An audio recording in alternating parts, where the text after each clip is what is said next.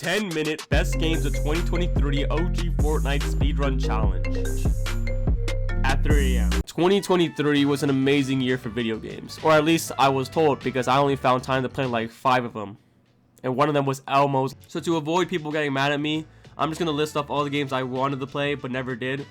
Rather throw the cold water now than have you mad at me later because your favorite game didn't make the list. Alright, checking the list, we have Metroid Prime 1 Remastered, Kirby's Return to Dreamland Deluxe, Resident Evil 4 Remake, Sonic Superstars, Sea of Stars, Liza P, Baldur's Gate 3, One Fish, Two Fish, Red Fish, Blue Fish, Starfield, Story of Seasons, A Wonderful Life, Hi-Fi Rush, and Final Fantasy 16.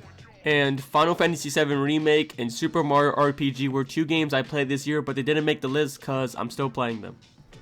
And before I get to the top 5, I want to give a little spotlight to a couple games. Party Animals was a fun time. Amari was mid as fuck, but hey, I bought this sweatshirt. Super Mario Land 2 was an underrated hidden gem. Street Fighter 6 is a fighting game. Minecraft servers, mainly Treasure Wars, was an addiction. Fortnite was good until it wasn't. And I never finished Octopath Traveler 2, which is strange because I absolutely adored the first game's combat, its job system, its style, and Octopath Traveler 2 seemed like there was an improvement from the first game. I tried tricking my mind, saying it was the characters being worse, and while I may think that, I think it's more about right game, wrong time. I think my mindset changed with video games this year. High school me always wanted to play as many games as possible, and 100% all of them. I cooled down after graduating and just wanted to play as much games as I can, but just hit the credit scenes hopefully. But now I think my mindset is much more chill, which is funny because I always used to look down on people who just play games like 2K and Fortnite, because there is no story, no new experience, it's just the same thing every single time. And while I don't want to completely be like that, I'm more open to playing OG Fortnite with my friends for an afternoon or messing around in Party Animals. I know this will miss me out on a couple hardcore gamer points, but I think I could live with that. Now, there is a non-hardcore gamer game I want to talk about, but I just think it fits very well with another game on this list. So I'm gonna just let you speculate and guess what it is. What game is it? Is it 2 games of the same series? I don't know, maybe I just... I live with roaches, about 10 of them. We now close friends, couldn't get rid of them. I used to laugh at Pikmin fans. Like, bro, no way this game could be this good. But then I played the demo. I think that Blue Muppet was onto something.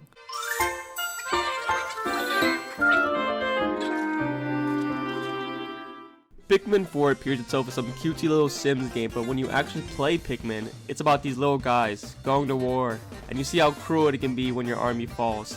Pikmin can be burned, freeze, stomped, roll over, impaled. So intense, especially with the way I play. I have a very clear mindset when I play Pikmin. No Pikmin left behind, but of course, not everyone is so lucky. I don't think the game got any better as the game progressed. In fact, I think the most fun I had with it was the first couple hours when I started with nothing. But there's something so compelling with slowly getting the number up again and again that kept me playing. I can't really find many negatives. It's nothing incredible, and I find it strange how so many people have such a hard one for this series. But it's still solid. I know the lore was messed up with fucking no reason at all, which happens to be a trend on this list. But because I started with this game, I don't care. Overall, good game. Now for the transition, watch as Pikmin die.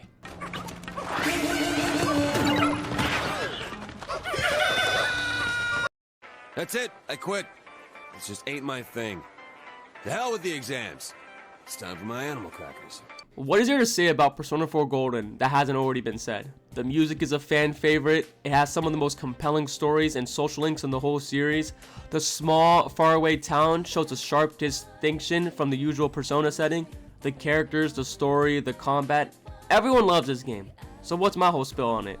Well, to be honest, I don't think I have anything else to say that hasn't already been said. So I'm gonna just say one thing, or one of my Persona hot takes. Now to give perspective, I beat Persona 1 but don't really remember it. I beat Persona 3 twice, FES for the male route and Portable for the female route. I played Persona 5 for about 24 hours until I dropped it, and I played and beat Persona 5 Strikers. So with all that being said, I think Persona 4 has the best group compared to any Persona game. Persona 4's cast felt like a real, authentic group of friends that you can believe see each other and hang out. Not saying Persona 3's cast didn't feel this way. In fact, its way of making all these kids feel like a group of misfits to true friends was great.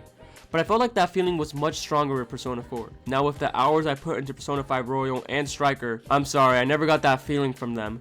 I felt like the first 4 felt like a friend group, but everyone else just felt like a +1, especially with the scenes I see later. But of course, don't take my words for Persona 5 so seriously because I do need more time with this entry.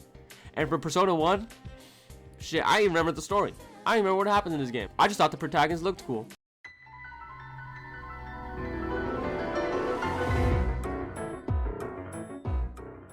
If Zelda Tears of the Kingdom gave me a feeling of similarity to Breath of the Wild where it was a slight negative, Spider-Man 2 gave me an even stronger feeling of it. Now I've stated before with people that I liked Breath of the Wild, even loved it at some points, but I feel like I didn't enjoy it as much as everyone else did. But the thing I did love about Breath of the Wild was the exploration, discovering and uncovering the map of Hyrule. I just didn't get that same feeling from this game. Spider-Man gets a pass because the game isn't interesting because you swing by a certain billboard. No, that's why Spider-Man using the same map makes little to no difference, while Tears of the Kingdom using the same map is a massive deal. Because Tears of the Kingdom and Breath of the Wild is much more focused on the actual exploration. The skies and the depth didn't really do much for me, but the new abilities that changed the gameplay did enough for me to beat it and enjoy it. Now comparing it to Spider-Man DOS, what I liked about it was the gameplay and surprisingly the story. The story in Spider-Man PS4 was one of my favorite parts of the game and the strong emotional moments the game held. But then Spider-Man 2 came along and said, we're gonna do the exact same story, but worse. Insomniac, why? Why are we doing the whole Peter's friend is going to become the villain and put a disease over New York? Again. You know this is a sequel, right? Like, I expect something actually different. Does the 2 stand for a sequel, or does it stand for the amount of Spider-Mans in the game? Not that it really matters because Miles is more focused on some stupid college essay that leads to absolutely nothing. If I could describe Spider-Man 2 as one word, it would be nothing. Because nothing matters. You don't feel anything. Nothing in the story sticks, even with everything thrown out the wall. Nothing about the Venom suit was handled well. Nothing adds up when looking at the marketing. None of this makes sense. Like Miles, what's the point of this ugly ad walking suit when the whole point of the side game was Miles learning to be himself? A Miles Morales original? You already did that. What are you talking about? Dude, Miles gets done dirty in this game. Insomniac didn't even know how to properly set up Miles as the main Spider-Man like other interpretations of the story. Like, you could take Miles out and with a little bit of rewriting, everything would be the same. Like, man, I feel bad for this version of Miles. His haircut, he's ugly as fuck, his voice, and worst of all, MJ missions are back. And I want you to listen to me. Trying to get because away. you seem to me. Trying to get away. You seem to me trying to get away. like a young. I was trying to get away on my gun. On but grandma, my mama, so she you valid have MS. problems that must be dealt with. So this is the ruling from my court. This is not me. This is not me. They can say what they want, but this is not me. Okay. Now, what does this all have to do with Zelda Tears of the Kingdom and Spider-Man 2? Because while I think both of these games are widely different in actual quality, I think both games do have that been there, done that feeling. Zelda Tears of the Kingdom changed enough of its mechanics to interest me, while Spider-Man 2 just did the same thing for me, except worse in some instances. Yet, I get this strange feeling from Tears of the Kingdom. Like, comparing it to Breath of the Wild, I think it technically is a better game. But I just don't have those highs from my first Breath of the Wild playthrough. I have all these memories from playing Breath of the Wild and talk about it with my friends, but even after putting 65 hours into Tears of the Kingdom, I can't really think of many moments to reminisce on. Now, I did put much more hours into Breath of the Wild than Tears of the Kingdom, and Tears of the Kingdom isn't even a year old yet, but I don't know. It's going to be interesting to see what people think in like a decade and we start getting all those long-ass retrospectives. I want to see how like time treats Tears of the Kingdom and see if it gets better or worse. Time will tell. Remember when everyone was complaining that Super Mario Bros. U should have looked like that one specific level? Well, Nintendo made that game. I always describe the new Super Mario Bros. Games as junk food. They aren't that good for you, but you still end up enjoying them. Problem is that once you get this type of food 4 days in a row, you start fiending for something a little bit more fancy. Enter Super Mario Bros. Wonder, where levels are much more interesting and engaging. The Wonder effect is a nice spin that always gets you wondering what will happen in the next level, and now every character plays the same, so you don't have to choose your favorite character even when you dislike their ability. I think the badge system was a perfect substitute for this, allowing people to pick the characters they actually like with the ability they actually like. I also look forward to the final set of levels that really test your skill, and one of my favorite parts of something like Super Mario 3D World was beating the hardest level once with all the characters. At first I thought this was a loss now that every character plays the same, but now I can just beat all the levels with different badges. I love the idea of having all these characters to choose from. It's not like 3D World or U Deluxe, where in one situation where you're with all the homies and one of them have to take it for the team and pick Peach or an easier character. Also, Yoshi being the easiest character is genius because there's a lot of kids. I noticed this with my younger cousins when playing with them, that none of them like Nabbit.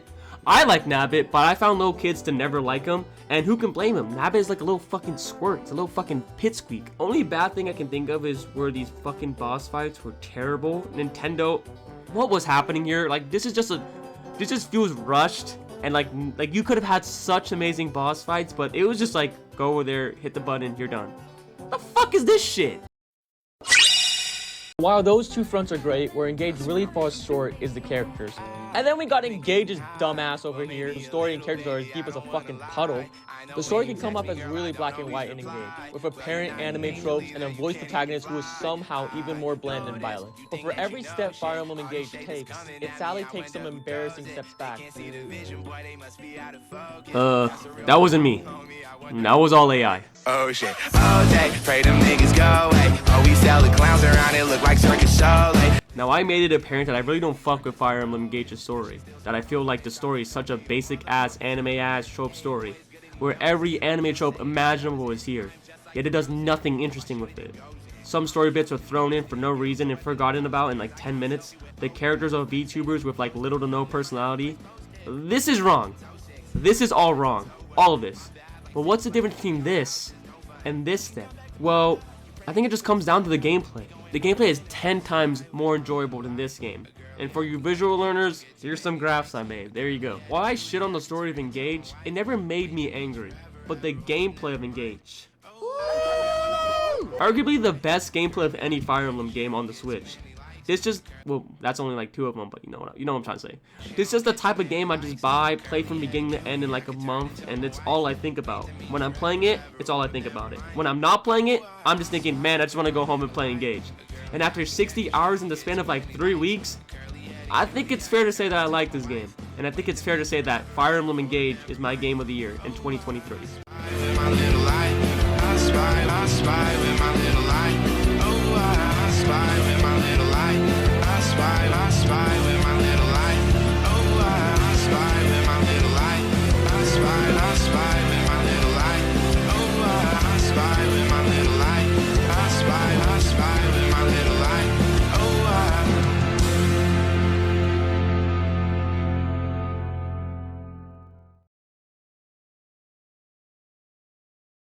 Three, two, one, let's go, Ryan! Come on, guys, I just saved the number as Ryan's word, alright, guys? Yo, I hope this time it's actually gonna be Ryan. Wait, what? It says user busy, but it is actually Ryan. Come on, Ryan, answer. It says user busy the first time. Hello? What the fuck, bitch?